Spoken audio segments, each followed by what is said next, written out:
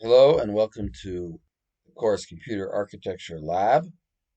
I am Nachum Danzig and I teach at the Jerusalem Academic Center. And we're going to look today at lab number 5, which deals with logical operations. Logical operations are things like and, or, or, and we're going to practice using them because there are commands like those in MIPS. So it says write a program which accepts a number from the user of size 32 bits. Let's call this number x. The uppermost 8 bits, which means the leftmost 8 bits, which are bits number 24 to 31 on the left side, the 8 bits over there, represent a special code to tell us what to do. And if those bits are equivalent to hexadecimal 31, what's hexadecimal 31? Well, each number of hexadecimal is 4 digits of binary. So therefore the 3 would be, how do you represent 3 and 4 digits? 0011. So it would be 0011, and then 1 you represent with 3 zeros and a 1. So it would be 0011, 0001. If those are the leftmost bits of the number that he gave you, then here's what you should do. Then the program should place 1 in the following bits. In the bits 0, in the bits 1, in the bits 6, in the bits 7. Those are the rightmost bits. In other words, bits 0 and 1 are the two rightmost bits. Then you skip a little bit, and then you get to bits 6 and 7. In all of those, there should be a 1, which means if there was a 1 there, you leave it. And if there wasn't a 1, it was a 0, you put a 1 there. That's it. And the rest of the number should remain unchanged. That's question 1. That's case 1. What's case 2? If they are 31, in other words, if those leftmost 8 bits are the decimal value 31, which would be, sorry, not 31, 30, which would be, for example, I'm over here, 30, which would be, for example, 0011 and then 4 zeros. Then the program should do something else. It should place a 0 in those same bits. And the rest of the number should remain unchanged. And if those leftmost bits, those same 24 to 31, are the value 48 in hexadecimal, which is 4 is 0100, and 8 is 1000. So if it's that 8 digits, if that's what the 8 digits are, then the program should invert the bits 8 to 15. Then it should go from bits 8 to 15 and invert the bits. That means if it was a 1, it should become a 0, and if it's a 0, it become a 1. You're going to do things like this. I think the best way to do that is with XOR. You'll have to think about how to do it with the XOR. But I think that's the best way to do that. You're going to have to flip bits. And if those same 8 bits is 74, then the program should perform a shift left.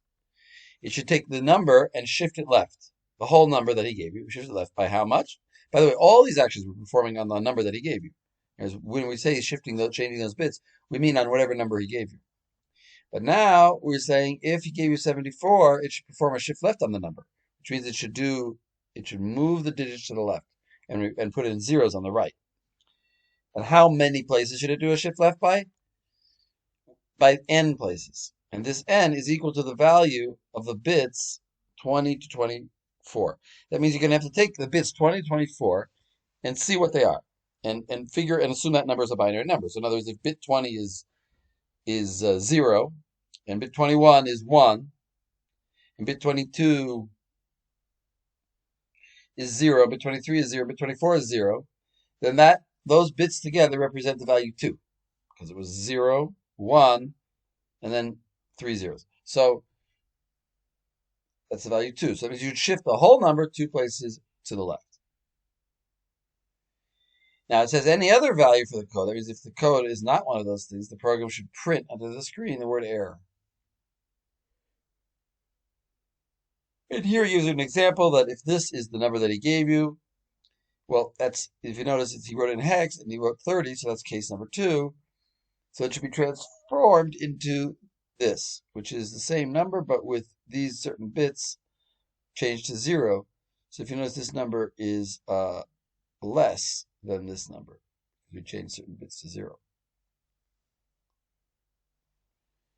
And the program should keep accepting numbers, being some kind of loop until the number 0 is entered.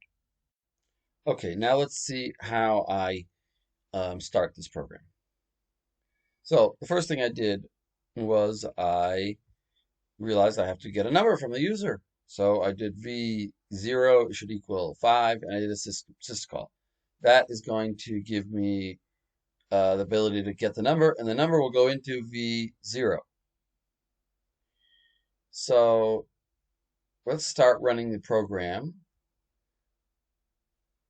Back over here, and let's run it with this step function, which means that I can do one step at a time of the program. I don't have to run it all at once. I can run it step by step. So let's try.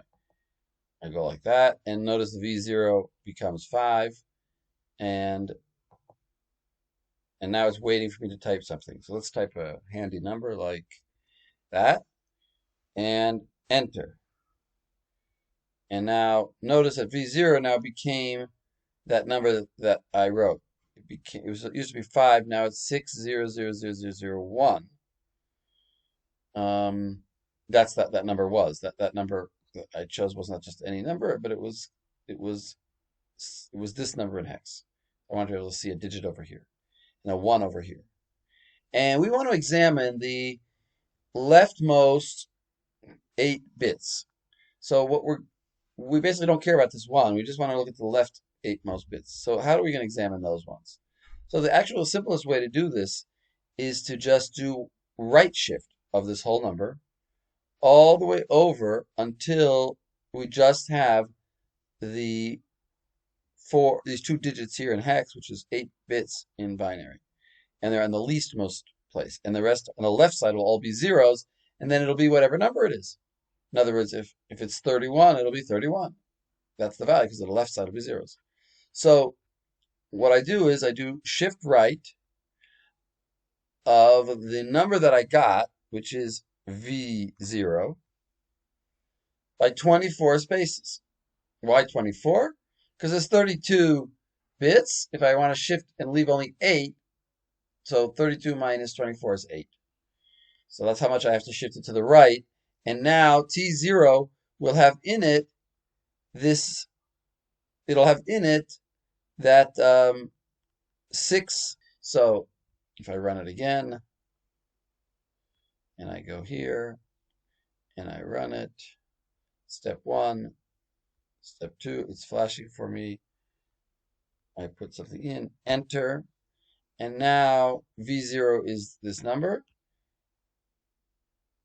So my number is there. Look what happened now. T0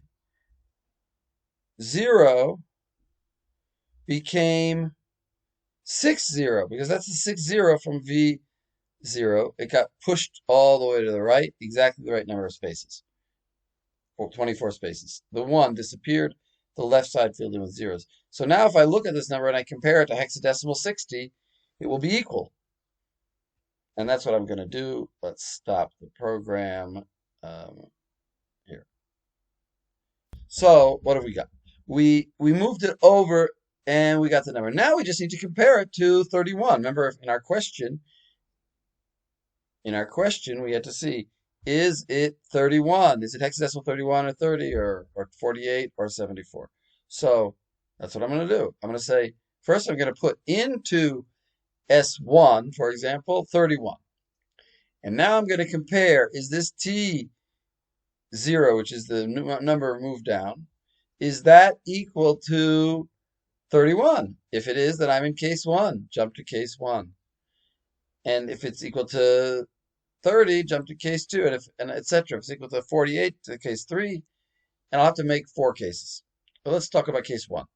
If it is 30, of course, in my case, it's not 30, it's 60, so it would be another case, which would be error case.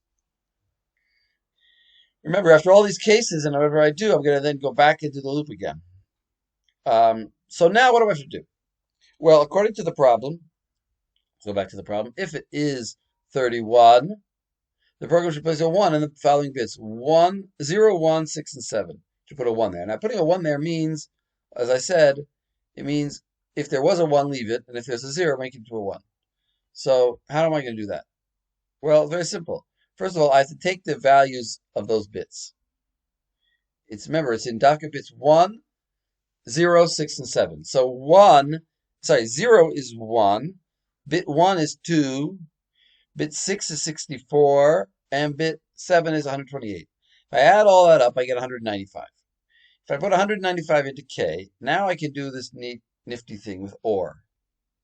Remember, I don't want to change it if it's already a 1.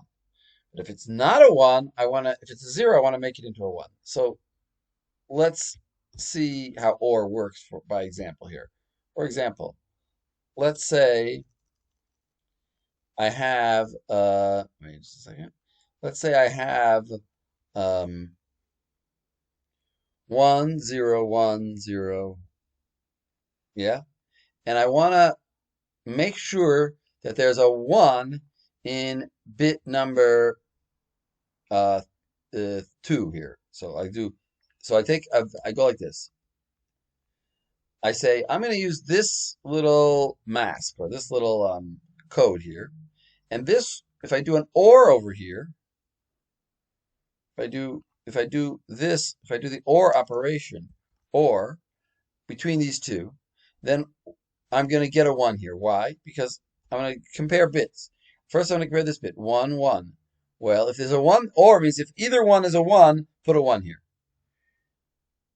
Is either one a 1? Yes. Is either one a 1? Yes. But here it's 2 zeros, so it'll be a 0. So I have now made sure, I took this, basically what I did here is I took the first number and I lit up this bit that I wanted to light up.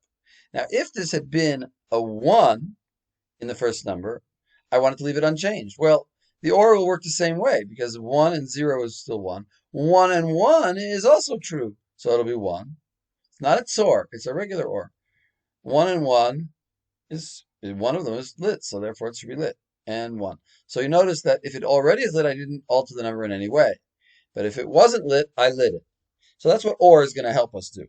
So let's go over here, and we'll see that I do OR. I take the number that I got, V0, and remember, when I shifted it into T1, into T0. So I never changed the original number. So now I can use the original number again without changing it. Well, actually, I am going to change it because I'm now going to, because I know what case I am in, and I want to change it. That's the whole question. I say, take the number and do an OR on it with this value. Well, that is the value of those bits, and that's going to light up those bits in this VFS. And where do I store it? In VFS, in V0 again. So V0, I take V0 and I OR it with this number that I created, and I get now in V0 that same number with the bits lit up. And I'm going to do similar things in the other cases. I'm going to either light up bits or unlight up bits. You have to think about how you'd unlight a bit. You turn it off. Similar concept. And I'm going to loop. So that's enough. That should basically get you on your way. I wish you a lot of success.